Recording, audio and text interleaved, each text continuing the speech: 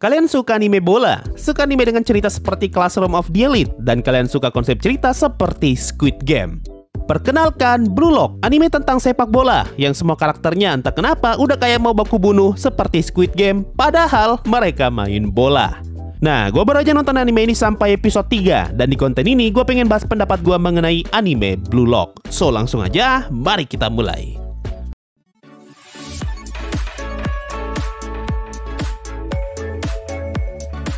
Seperti yang gue bilang di awal, Blue Lock adalah anime tentang sepak bola. Tapi anime ini menggunakan konsep cerita seperti Squid Game, di mana satu persatu peserta akan gugur dan hanya ada satu orang yang akan tersisa. Selain itu, Blue Lock juga mempunyai konsep cerita yang mirip seperti Classroom of the Elite dan Bakatotes, yaitu setiap peserta dibagi dalam kelas atau kelompok, dan kelas itu menentukan kasta mereka selama berada di dalam pelatihan. Nah, nama pelatihan yang mereka jalani disebut Blue Lock. Kalau ditanya kesan pertama gue untuk anime ini, gue bakalan bilang bagus. Anime ini bagus banget secara visual, dan gua rasa nggak banyak anime olahraga yang mempunyai visual sebagus Blue Lock. Visual paling bagus menurut gua ada di episode 2-nya, dan ketika gua nonton episode itu, gua terlalu terbawa sampai-sampai nggak sadar kalau episodenya sudah habis. Gua juga suka cara animenya memperkenalkan setiap karakternya, dan gua pun suka cara animenya memvisualisasikan contoh yang diterangkan oleh pelatihnya. Makanya gua ngomong kalau visual Blue Lock itu bagus banget. Cuma masalahnya, visual sebagus ini terkadang jatuhnya malah lebay jika dipadukan dengan cerita yang coba Blue Lock sajikan. Kalau kalian sudah nonton Blue Lock, kalian pasti bakalan langsung sadar mengenai cara anime ini memperlihatkan ekspresi setiap karakternya, terutama ekspresinya si pelatih dan juga ekspresi bapak-bapak ini. Alasan kenapa gue sebut lebay, karena Blue Lock pada dasarnya adalah anime tentang sepak bola. Tapi treatment gambarnya sudah seperti anime survival bunuh-bunuhan dan juga anime psychological. Tipe wajah seperti ini sangat cocok kalau kalian temukan di anime seperti Terraformers ataupun Betum yang pada dasarnya adalah anime survival bunuh-bunuhan. Atau kalau misalnya Squid Game jadi anime, ekspresi wajah seperti ini bakalan cocok banget dengan animenya nanti. Menurut gua, ekspresi seperti ini sangat cocok untuk tipe karakter psikopat ataupun karakter yang mencoba bertahan hidup. Karena nyawa yang jadi taruhannya, makanya sifat asli manusia pun bisa keluar. Tapi masalahnya, Blue Lock itu anime bola. B-O-L-A. Tidak ada nyawa yang jadi taruhan ketika mereka bermain bola. Jadi akan sangat aneh kalau kita nemu orang dengan ekspresi seperti itu di saat bermain bola. Cuma hal ini masih bisa diterima dengan alasan karena mereka terpaksa harus bermain dengan masa depannya sebagai taruhan. Yang mana jika mereka gagal, maka mereka sudah pasti tidak akan bisa bergabung dengan tim sepak bola nasional Jepang. Makanya sifat dan wajah asli mereka bisa keluar ketika lagi main bola.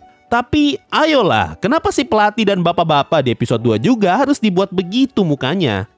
Sebelum nonton anime Blue Lock, gue juga dulu udah pernah coba baca chapter 1 mangganya. Tapi gue langsung berhenti saat itu juga karena gue nggak tahan ngeliat wajah lebay si pelatihnya. Rasanya karakter itu pengen digambarkan sebagai karakter dengan pemikiran yang gila, makanya ekspresinya pun seperti orang gila. Selain itu juga, gue rasa ekspresi pelatihnya sengaja dibuat selebay ini dengan tujuan untuk ngasih kesan kalau dia adalah karakter yang sangat mengintimidasi. Tapi di mata gua, mau itu versi manga ataupun anime, jatuhnya sama-sama lebay, malahan cringe. Nah, karena gua udah terlanjur gak kuat ngeliat ekspresi lebay si pelatih, makanya gua langsung berhenti baca mangganya. Ditambah lagi di episode 2, si bapak-bapak ini tiba-tiba aja ngeluarin ekspresi seperti pembunuh berdarah dingin ketika lagi ngomongin masalah tim Jepang yang tidak mungkin menang Piala Dunia. Maksud gua, tidak bisa kalian ngobrol sebagaimana manusia pada umumnya. Jangan apa-apa ngeluarin ekspresi pengen bunuh orang, padahal yang lagi kalian bicarakan tuh sepak bola. Kalau yang kalian bicarakan tuh strategi buat ngehancurin markas musuh atau ngomongin target yang harus dieliminasi, nah cocok tuh kalau ngeluarin ekspresi kayak gini. Tapi ini kan bola, B-O-L-A. Lu lagi mau bunuh orang pas main bola atau gimana? Inilah alasan kenapa gue bilang anime Blue Lock tuh lebay, karena ekspresi karakternya terasa seperti tidak pada tempatnya. Kecuali kalau misalnya Blue Lock ternyata anime komedi, maka nggak ada masalah kalau karakternya tiba-tiba ngeluarin ekspresi menyeramkan, karena itu adalah bagian dari punchline komedinya.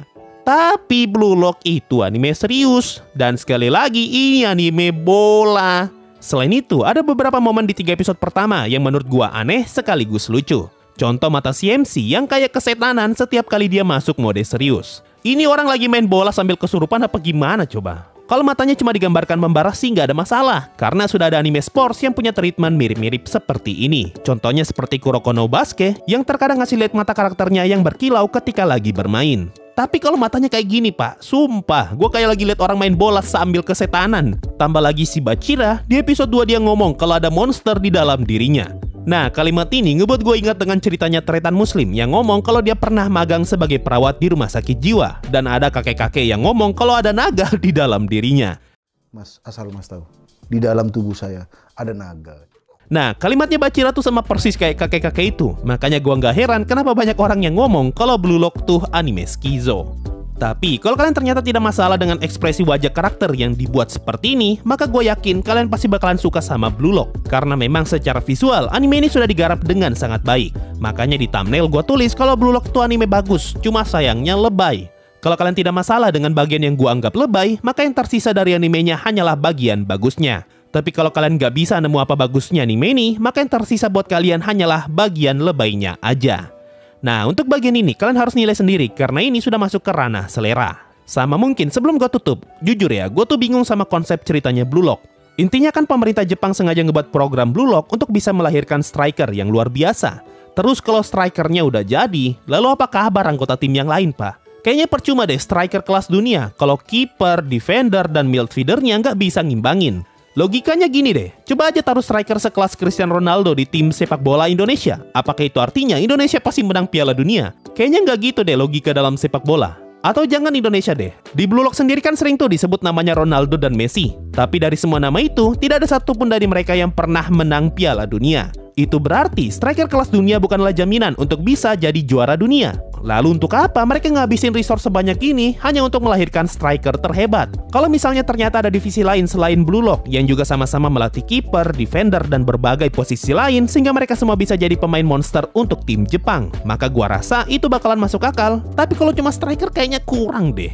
Bayangkan kalau misalnya anime Kapten Tsubasa dan satu tim yang jago cuma Tsubasa doang, sementara Wakabayashinya cupu. Ujung-ujungnya kan percuma Tsubasa bisa nyetak banyak gol kalau timnya sendiri gampang kebobolan kan? Cuma kalau ngikutin perkataan si pelatih, kesannya tuh striker kayak lebih sulit untuk diciptakan daripada posisi yang lain. Makanya Blue Lock hanya fokus di posisi striker. Tapi bukankah ini berarti Blue Lock seperti meremehkan semua posisi di dalam sepak bola selain striker? Karena menurut anime ini semua posisi itu mudah untuk diisi, makanya mereka tidak perlu treatment khusus untuk bisa mendapatkan pemain berbakat. Atau mungkin standar pemain Jepang memang sangat tinggi dan satu-satunya yang kurang buat Jepang saat ini hanyalah posisi striker. Makanya Blue Lock dibuat khusus untuk striker doang. Apakah seperti itu atau tidak? Gua rasa cuma pembaca manga yang bisa jawab pertanyaan ini karena mungkin hal ini sudah dijelasin di manganya. Ya itu tadi pendapat gua soal anime Blue Lock yang rasanya sih terlalu aneh untuk sebuah anime bola. Kalau menurut kalian gimana nih? Apakah bagus? Apakah jelek? Apakah bagus tapi lebay? Atau malah jelek dan lebay? Coba komen di bawah. Mungkin itu saja untuk video kali ini. Makasih semuanya sudah mendengarkan dan bye-bye.